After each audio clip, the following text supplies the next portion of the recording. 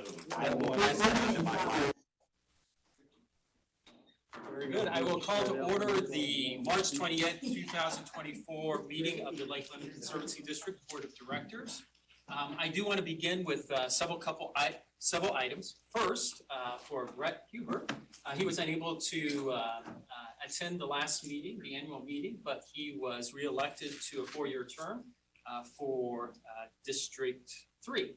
So I'd like to administer the oath of office for Brett so he can officially vote for the meeting. So, Brett, if you'll repeat after me. Okay. I do solemnly swear I do solemnly swear that I shall, to the best of my ability, that I shall, to the best of my ability, strive to accomplish the purposes strive to accomplish the purposes for which the district is established for which the district is established, and to properly operate and to properly operate and maintain its works of improvement. and to maintain its Works of works improvement. of improvement.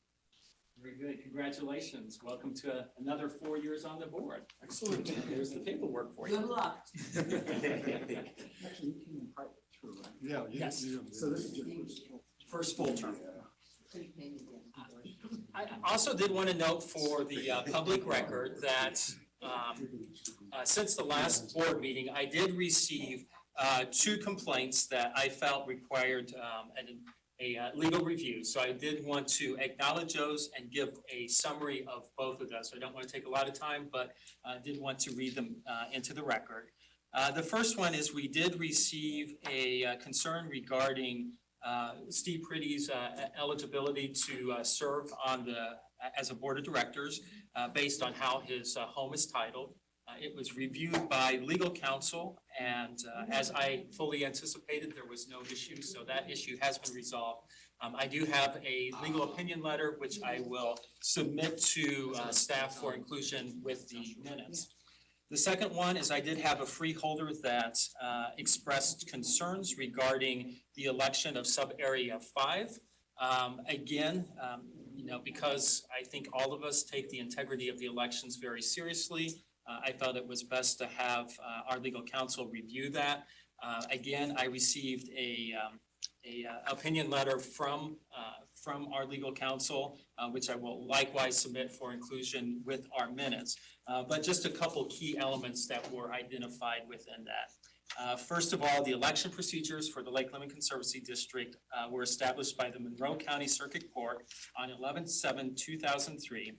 And these procedures include provision for voting for directors and consistent with state law provide that a freeholder is entitled to 1 vote per freehold.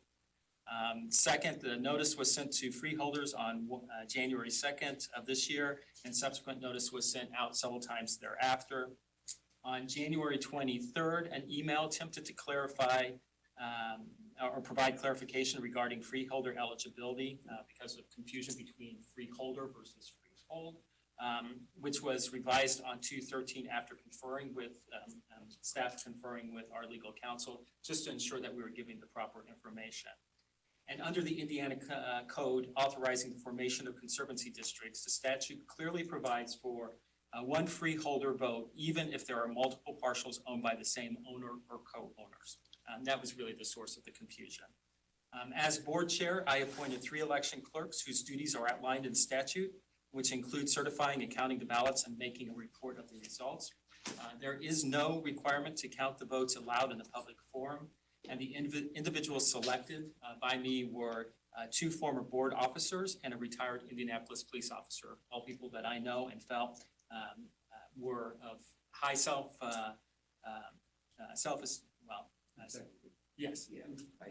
high integrity. Thank you. That's the word I was looking for.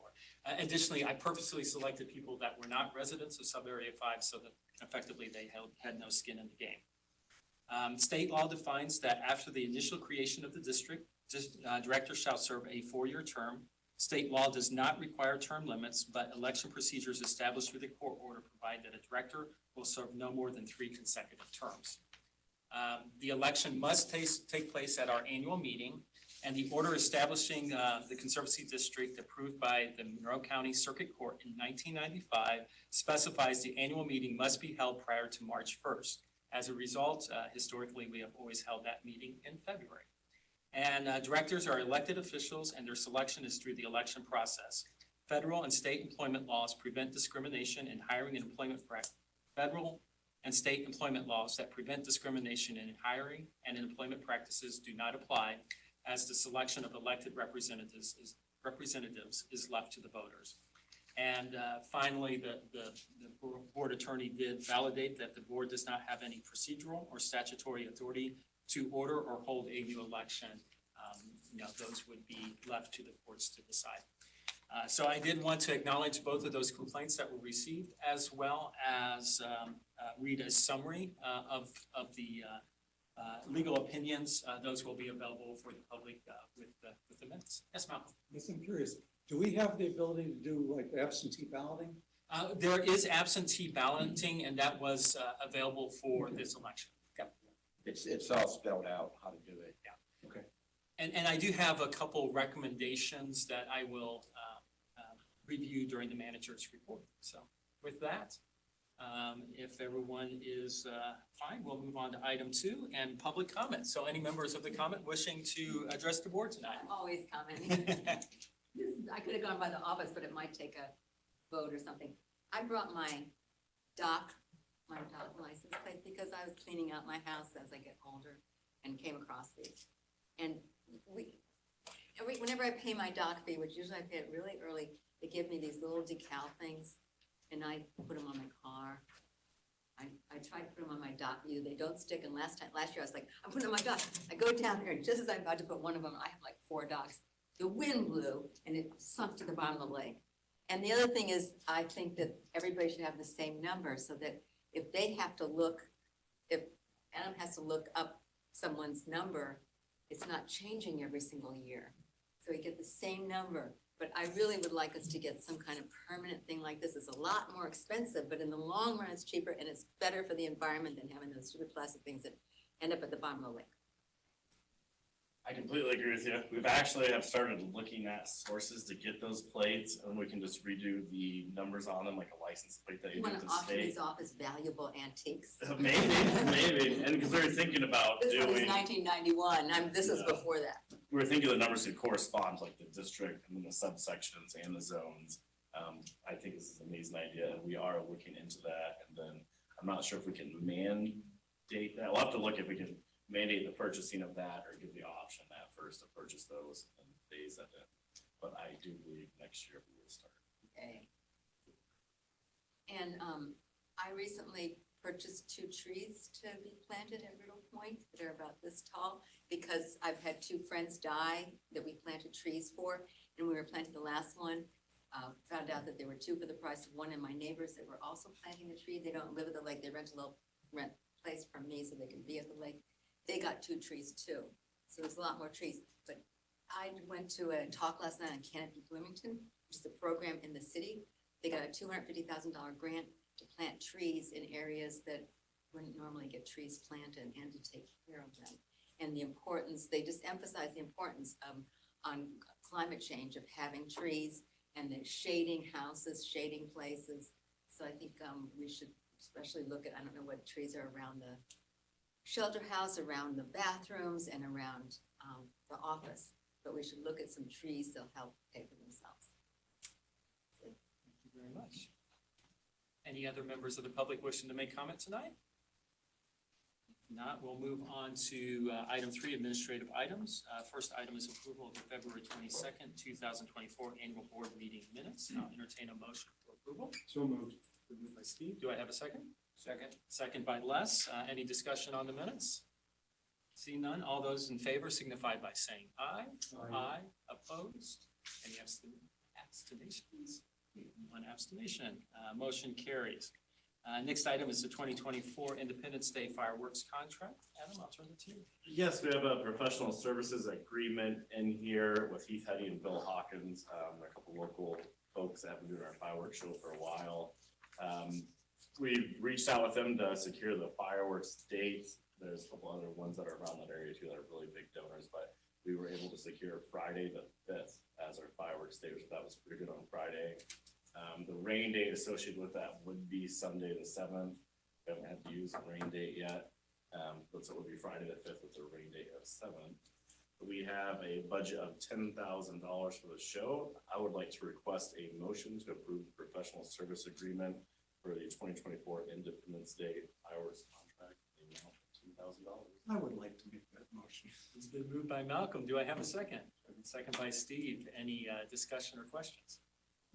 Yeah, actually, I think we ought to be thinking in terms of making it bigger, not just the $10,000 part. I mean, that's the professional show, but what else could we do that day? What could we do to make it a weekend? But, you know, Yeah, I think on lake stuff, I'm not sure it can get any bigger of a park. but what if we actually, the weekend, it would make it interesting, make it the place to Camping, come. camping.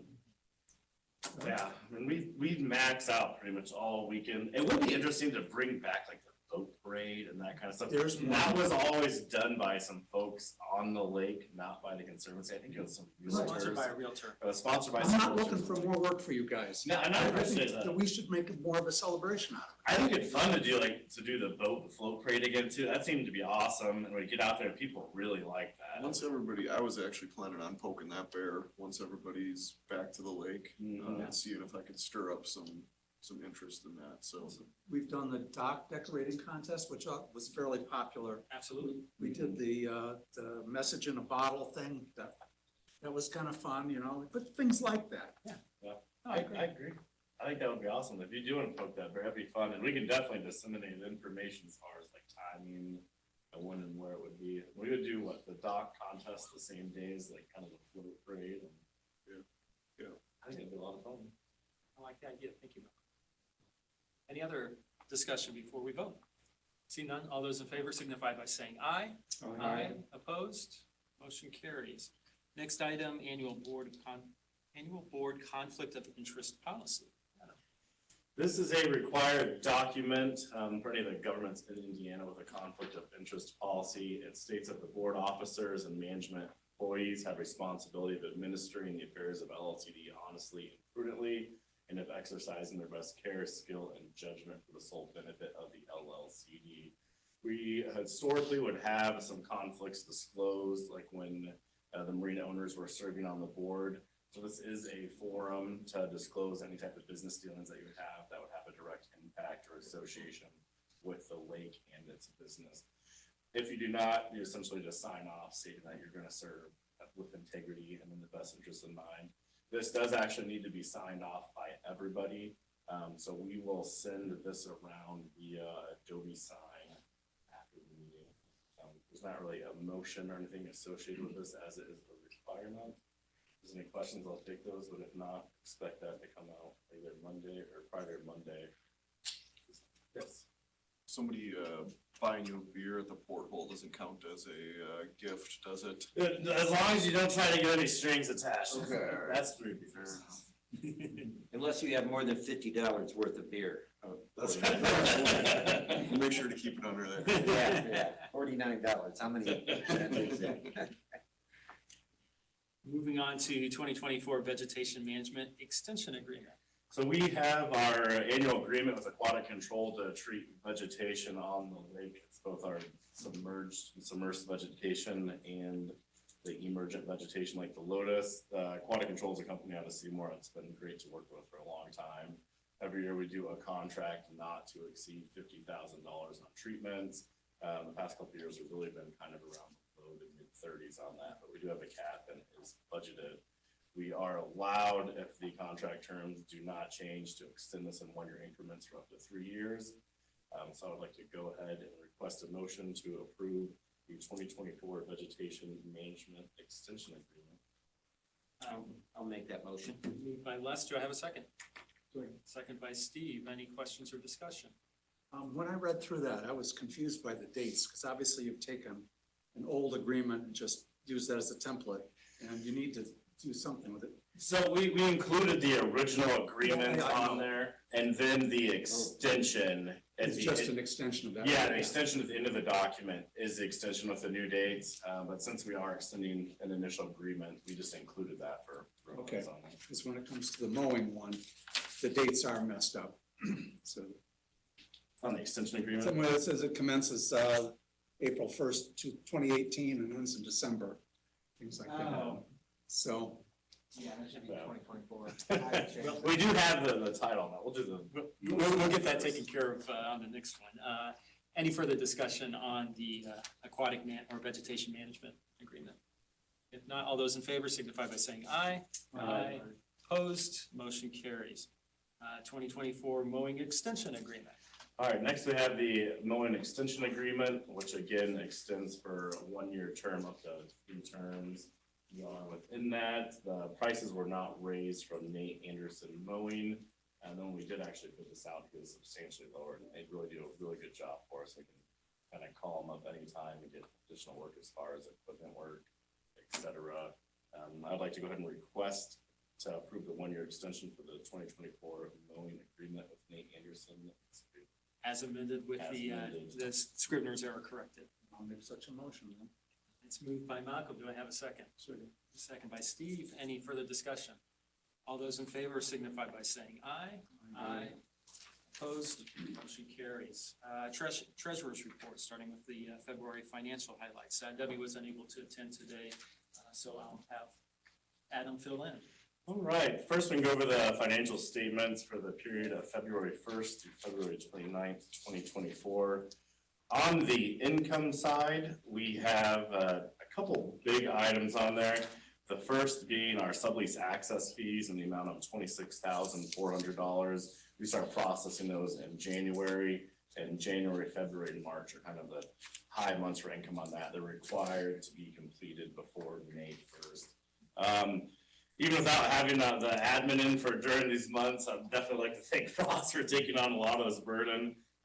We are actually 12% higher in revenue this year than we were even with the admin on there, so keeping on top of that. Next up, we did have other income in the amount of $33,200. We had placed the old excavating equipment up for sale with the Butch Evans equipment. We have sold the Komatsu excavator, the 96 excavator, and the 80-something bulldozer for the amount of $33,000. It was essentially $27,000 for the excavator and $6,000 for the dozer. So those are coming off of our fixed assets as well, and we didn't make that revenue there. Besides that, it was nice to see $2,300 in interest, and that is since we moved the bulk of our cash holdings into that high yield sweep account with People State Bank. So it's actually nice to see that money gaining interest and working with us. We did have almost $6,000 in special events. That's primarily the registration for the Eclipse event coming up, as well as park reservations, which are primarily the shelter house reservations. So total income for February 24 is $71,532.58. With our expenses, the majority of the expenses were salary related. We did have $2,700 bill for 6,200 regular gas, and that's filling up our 1,000-gallon tank for the beginning of the season that we have on site for our equipment. Aside from that, there's a couple small amounts of equipment maintenance. We had a $500 charge, and that was sending off our utility gator to the shop to have all the winter tune-ups, filters, etc. And then besides that, it's really kind of the normal Comcast, electric, water, trash. So nothing major to report on the income side. When we compare January through February 24 to 23, we do see a $43,000 increase in revenue compared to last year. The bulk of that was the other income with the equipment sales and the monies from the sublease and access fees. Our total expenses were also down by approximately $11,000. I think a lot of that can be contributed. Last year we had a close to $22,000 charge for sediment mitigation when we're still dredging. So revenue's up, expenses are down. It's pretty nice to see, especially this early on in the year.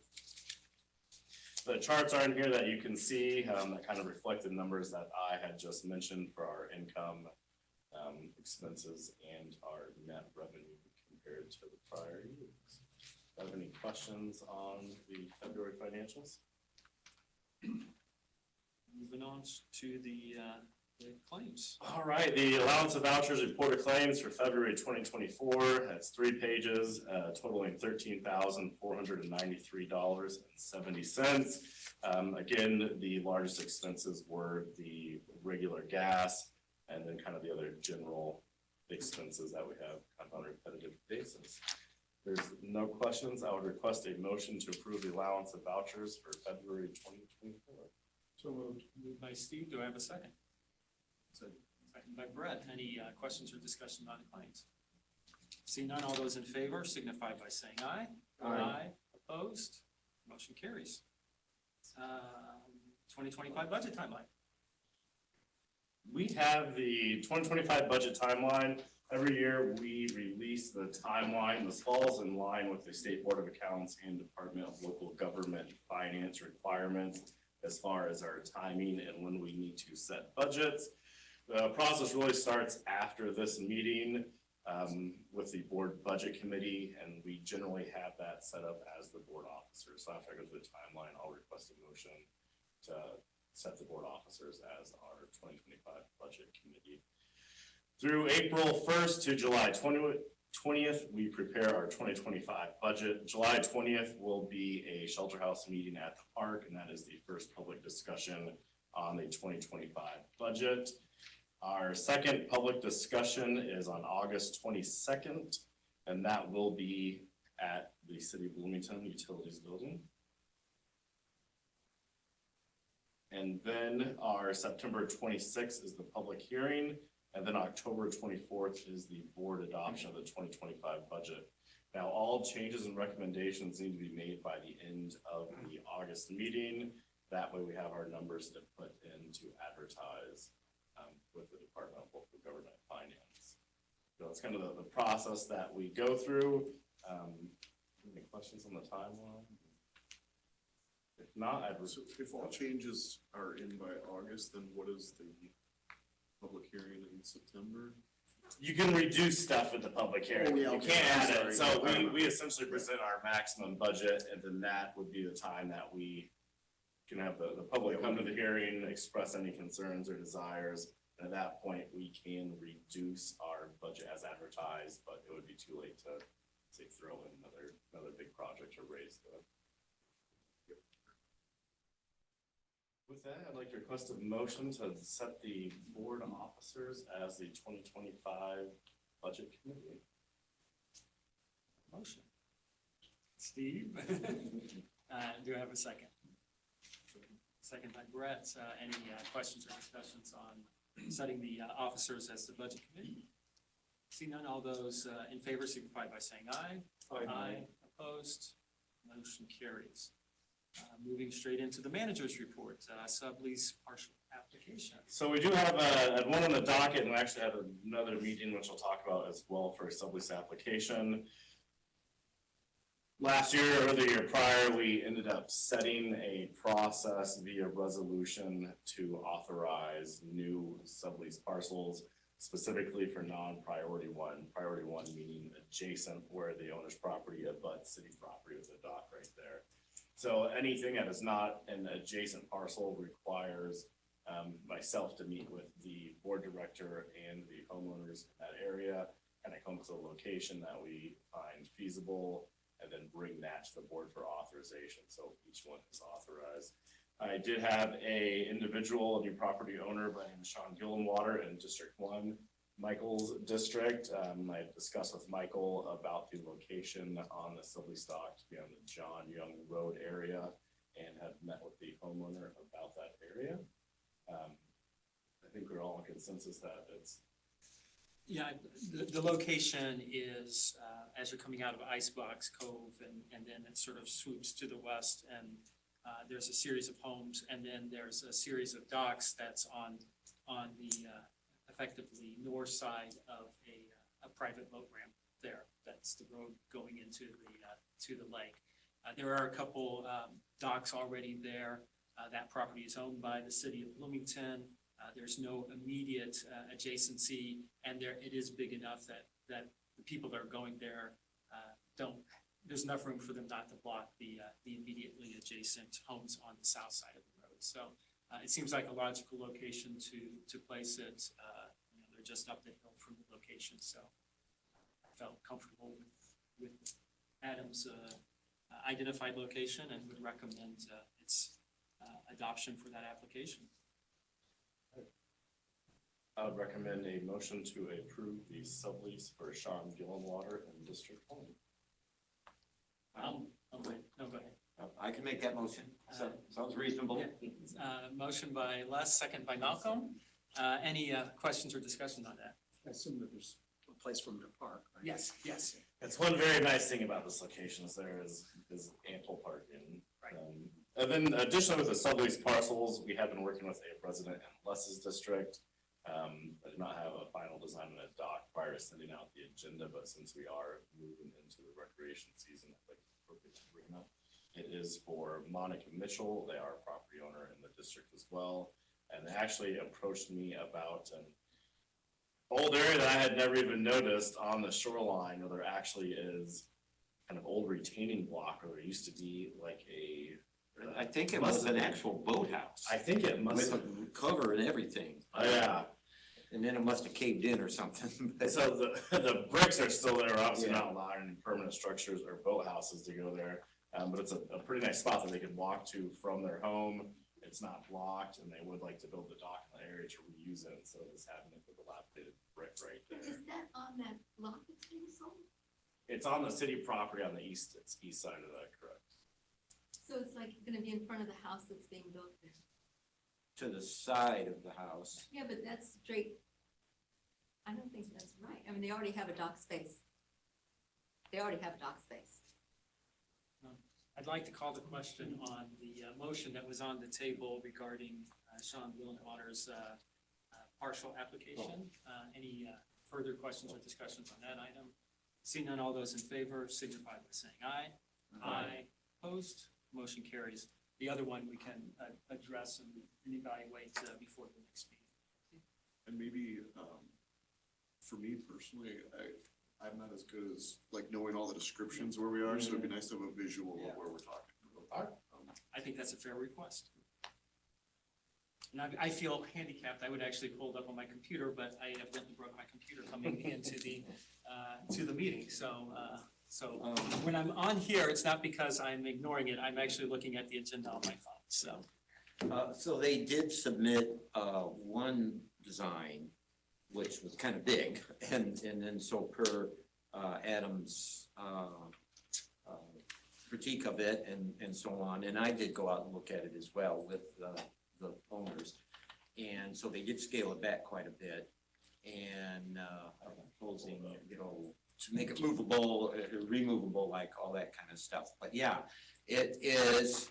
And then, it was only last year they took, or 2 years ago, they took the top of that boathouse down, because the guy that bought the property didn't want the boathouse, but he was gonna put a dock there. And now the property's for sale. I'm interested in it. I don't know if I'll get it, but it's like you'd have to walk across that property to get to it. Well, I'm actually gonna pull up the. yeah, not And- really. I and mean, it's really always been a part of that property. That's where the people that live there always had their boat. And that's where anybody that bought the property would be putting their boat. well, I checked where the city of Bloomington line was and stuff. I mean, you can get to it from these people's property without going on that So property. I have the. Yeah, there we map go. Pulled up here. So this is the But portable that- area. Those lines aren't quite right, because when they redid it by the GPS, those lines are wrong. See, my house, that white roof, I own like 12 feet over to the side towards that way. And they have, and they have over a little bit more. And that's all kind of wooded, and that boathouse always went with that piece of property. Zoom in on that a little bit. Yeah, so we currently have, What I'd like to recommend, because it's not an agenda item, is maybe have this discussion post-meeting, so, because it's not an action item. Because if I purchase that property, that's the boat where I would want. And anybody else that purchased the property. I'm not opposed to more discussion on it, I Okay. just don't, since it's not an agenda item tonight, I'm gonna request that discussion take place following the meeting. No. Sediment management update. go ahead and share this. Dredge America will be doing the sediment dredging for this year, the contract that was awarded. I'm actually gonna go ahead and share a PowerPoint to bring this up. They have been on site at Riddle Point Park the past week, getting all of their pipeline together. It is massive compared to the Dredge America project. There was 8-inch pipeline that was being used on the Dredge America barge, which is partially why the time frame went longer than expected on the hydraulic dredging. On Heartland dredging. Dredge America will be bringing in a brand new 14-inch Alcott dredge for this project that will be delivered in early to mid-April to start the project. They're currently laying out their pipes now to bring into the lake. These are 14-inch pipes. Each one of those sticks is 500 feet long. And for a little bit of reference on size, here's Ross next to two of those. So they had actually, when they initially bidded out their work, they were planning on a 10-inch dredge. So the 14-inch dredge should be much more efficient for them. So that's actually pretty cool, and I'm excited to see that new barge on the water. This type of barge design does not need your anchor barges, so they're not as limited as far as getting to like the point of land just north of the creek there, where we couldn't really get to before with those anchor barges. So they're gonna Walking use spud. spuds? The only spuds are on the back of it, which kind of go in and then can move them forward. Yeah, so they can move on their own power with barge. They don't require additional barges. So does this mean that they'll be done by like, May or something, I don't think they'll be done by May. I believe in the contract they had through November to finish it, but I think they're hoping to get out there a lot quicker. But it will be done this year, and it has to be done this year because our permits for this in spring of 2025. So that's why the size of the potential equipment was a very big discerning factor in who we went for with the barge. So we're pretty excited. They should have the barge delivered essentially the week after the eclipse, and they're planning to start digging in mid-April. They will not be digging all night long. We've had some concerns about digging 24/7. I think they're pretty much going to do like highway worker hours from about 7 in the morning to 5:36. It'll be during the day, no dredging on weekends, and then no dredging in the evening times. So it'll be very, very interesting to see how fast they can go and how far we get with this project. Last week, Ross and myself were actually at the Indiana Lakes Management Society, and we ran into a couple different contacts and consultants for the vegetation planting of that pond once we were done. So we're currently reaching out to these consultants to get budgetary numbers for next year. With our permitting in 2025, we are required to do our initial planting of that emergent treatment wetland in the area, and then required to do a minimum of 3-year monitoring program to ensure the successful implementation and success of that wetland area. So we will be getting those numbers coming in, and that way we can have those for the budgeting process. This company really seems to have a lot of experience with like the marking and design. So when we had our discussions as far as like safety and marking of all this, they were on top of it. And it was really nice to discuss them. We were talking about settling times and the filtration restraints necessary with the overflow pond. And it's actually nice working with a company this big and like, we understand the requirements. That's what we'll worry about that. And you let us know if we're not holding up that. So they came in pretty strong, and I'm confident they'll do a very good job this season.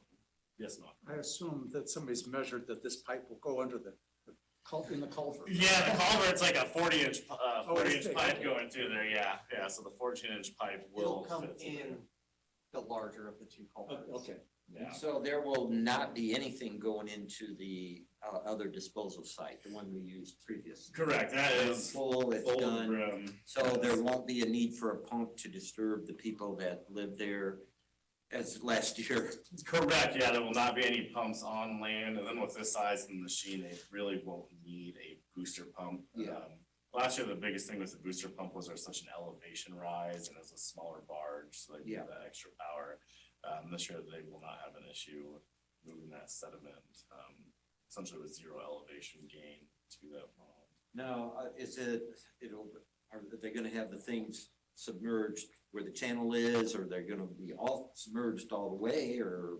I think their preference was to keep them submerged, so to sink them down, they'll primarily be in that 6 foot plus area where they're not dredging. And their plan was to actually keep these submerged on the ground, that way boats can go over them, they present less of a boating hazard instead of just having a small area that is submerged. I do believe though in their contract, I will have to double check this, I do think there is marking to let people know that there is a submerged pipeline, every vehicle. Okay, Just let people know. Yeah. all right, sounds good. Yeah, so we're pretty excited to have them start mid-April and get that project running. The first thing they will be tackling was that approximately 10-acre triangle of land on the north side of the creek that we couldn't get into with the old equipment. They said if their barge can't get it, they will be bringing in a swamp and buggy, which I've never seen in person, which essentially are excavators on giant pontoon tracks. So they can kind of peel that area off and then feed it to the dredge, so. I'm excited to see the equipment that's coming, and I think it'll be a good start to the year, and I'm excited to work with this company. Any other questions on the sediment management? Eclipse? The Eclipse event is coming up. It's kind of an interesting thing to plan for as far as like all the numbers people were expecting.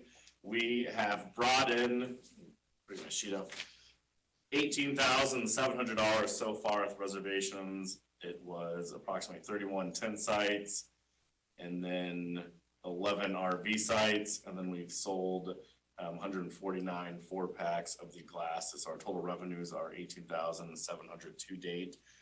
Since we didn't have the camping book out as fast as we were hoping, we did open up day tickets for Monday as well. And so far we have sold 38 day tickets, as well, bringing in another $1,100. We're selling those for $30 a piece per person.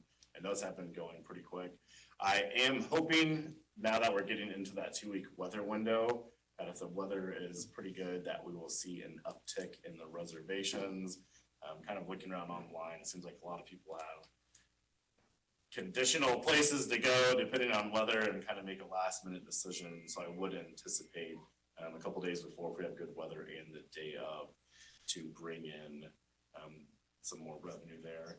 We do have budgeted a pretty aggressive $90,000 in events for this year. I'm hoping that this will pick up. The good thing about that equipment sale is that was not a budget revenue source. That does kind of offset that $33,000 to help with any potential budget shortfall on that. And then we are also looking at events for late summer when students come back and fall to host at the park again, to have a couple other events to bring in revenues. So I'm hopeful and that we can plan to have a couple other events out there since they've been well received to get us to that budget threshold. And one of the things that I've been hearing with the event planning in North County is that a lot of the hotels are doing pretty well, but a lot of the locations, people are they're waiting until the last minute to decide where they're gonna go. Because obviously it's going from Texas to Maine. So people are looking, where's the best weather, and they fly there. So do your anti-rain dances to try to keep the rain and clouds away, and our crowds will move. Friday and Saturday looks good now. Adam, did you say, I thought you said $90,000 is in the event budget? Yes, for the entire year for That revenue. means that's a hope for $90,000 worth of income, is that what you're? Correct, yeah, Okay. throughout there, yeah. And we have an additional 20,000 budgeted for event help and planning on that side. What did we get last year? I mean, that's a pretty big number. It is a pretty big number, and we're hoping on this event to bring in a lot, so we will have to have a couple more events on there. Yeah. I'm not sure what it was last year. I can talk a little bit more about what at least we have planned. I mean, I think you all know where you'll be that day. But we do have some local astronomers that will have special sun telescopes on site, sun gazing telescopes that can see a lot more than you would be able to through your solar glasses and our full spectrum color, where I think these filter out some of that wavelength. And then we have a really neat limestone memorial that was crafted by Boyd Sturdivant, who is a member of the Conservancy District, and his, I think, cousin is a master stone carver for limestone, and they've constructed a memorial which will be placed in the park, and is an interactive art exhibit for the attendees to interact with and help finish that art. They kind of are making the pop marks on the moon of this. So that's really interesting. We'll have more pictures of that to show you guys after the event, but some neat things that are gonna be happening that won't necessarily be everywhere else. So, you know, you'll have the chance to see the solar eclipse through some more sophisticated equipment, I think, than most people. So, excited to offer that. And that's just, okay, stand in line and.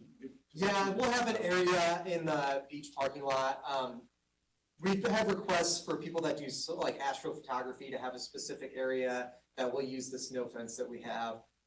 So if they're doing like long exposure photography, they can congregate in that area and know that like no one's gonna walk right from their camera. And some of that stuff have sensitive telescopes set up that they know won't be disturbed. And then we'll also have an area that's more for the public with those telescopes that are going to be like guided use. So we'll have people there that know what they're doing. Not myself, I'm not a huge astronomer, but I'm very excited to look through these scopes because I've looked through them last year when we were talking about this, and you can see like sunspots and things that I've never experienced. So it should be a neat way to, you know, get a little more than just what you'd see through your solar glasses. And that's being provided by a resident as well from Yes. Malcolm's district, Oh, Yes. Scott Gainey. yeah. He's He's worked with the Cincinnati Observatory in the past and different astronomical clubs, and is a eclipse chaser, and it's been really Really, a all over the- 24-inch telescope in his garage there too. Yes, yes. He said he can't bring that to the No. park since it like requires a a 10-foot ladder to look. Yeah, exactly. But yeah, they're excited for the event and have some folks come in that will provide some more professional interpretation of what we're seeing.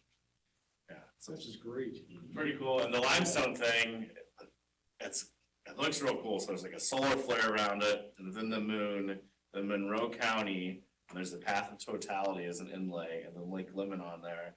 So they're gonna have like little spoons and sandpaper, so like you can come and like chip out like little stars in the solar flare. You can sand down spots to put divots in the surface of the moon.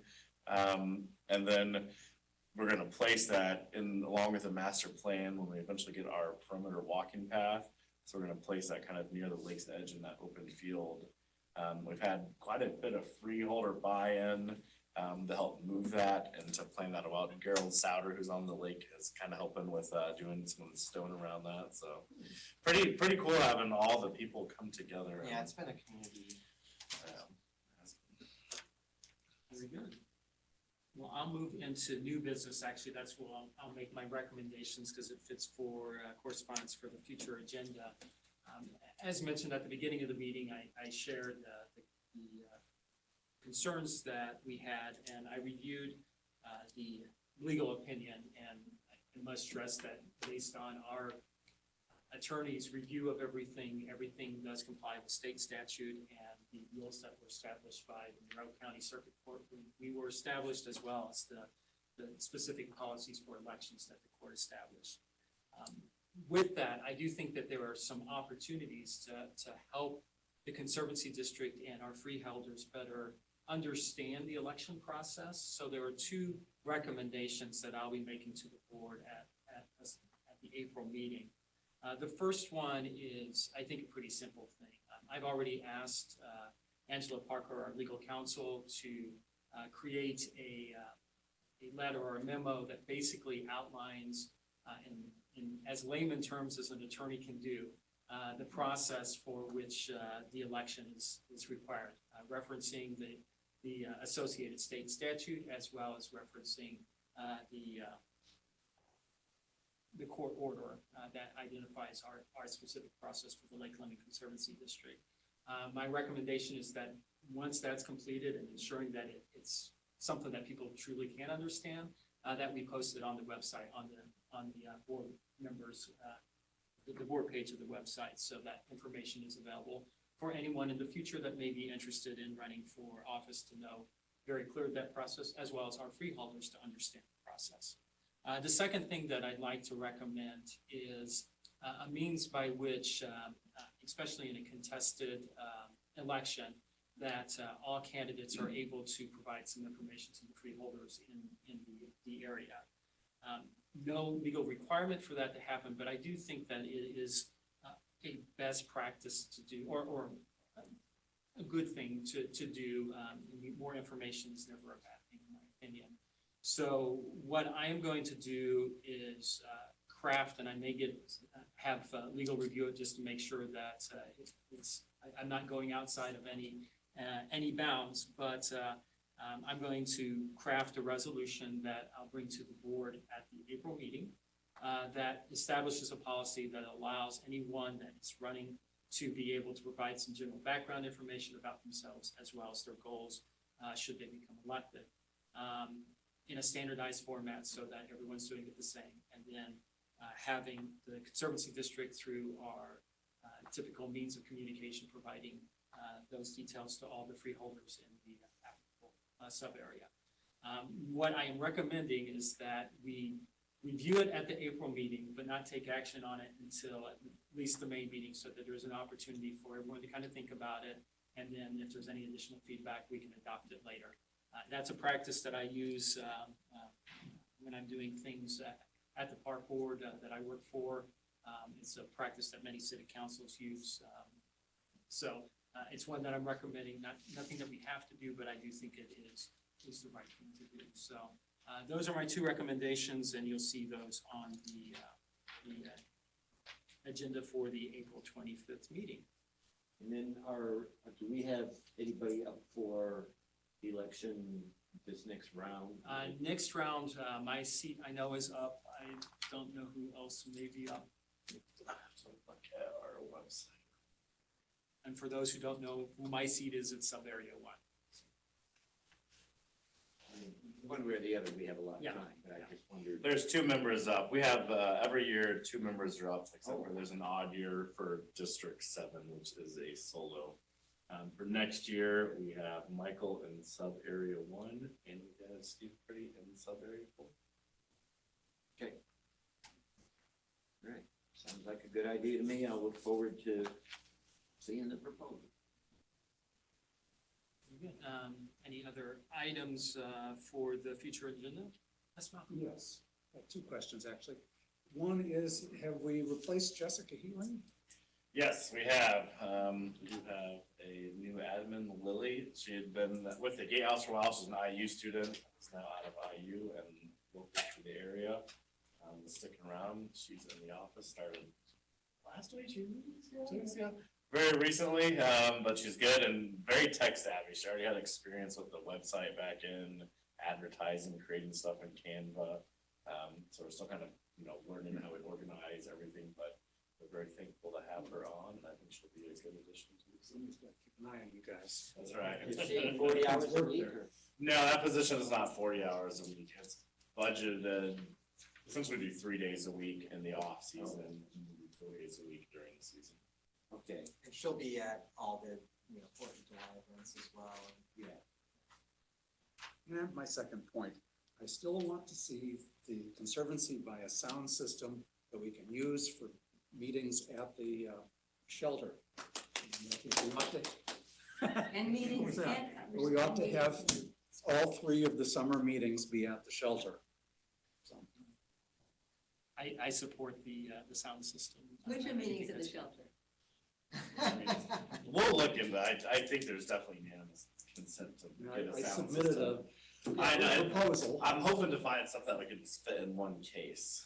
Well, that's the idea, was to fit in one case, but then have with the 2 speakers or Yeah. separate pieces. So is there technology that is maybe better? Cause I mean, that place just echoes.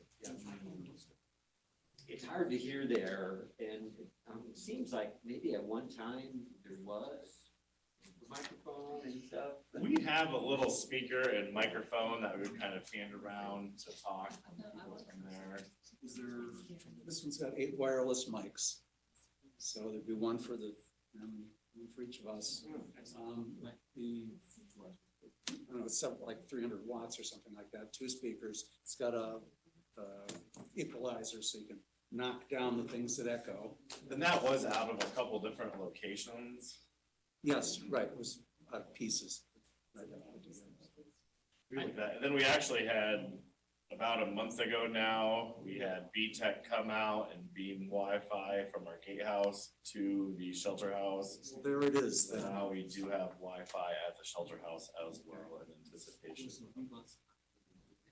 And in addition for the meetings, that sound system for, as we're looking at more special events, those can come in very handy. So I think it is a good investment.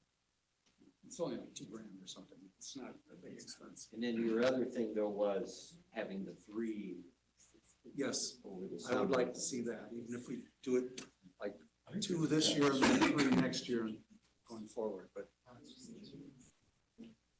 Yeah, it warrants discussion. yeah, okay. We did it, we used to do that. So, for a while there, you got free hamburger out.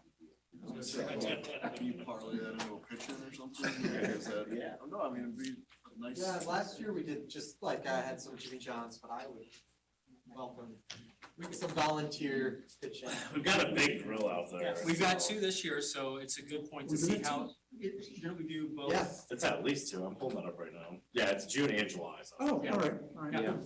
So, Correct, yeah, so June, July, and August was here's some technology for our first budget. for the budget. So you're gonna have 2 out there for June and July, and we'll decide which one's gonna be the annual. Very good. Any other items as we consider for the next meeting? So we will put that doc proposal on for next time. Yes. I'll get my redistrict. With that, I would entertain a motion for adjournment. Okay. Moved and second by Steve and Les. Barring any objection, we stand adjourned. Okay, Good job. all right.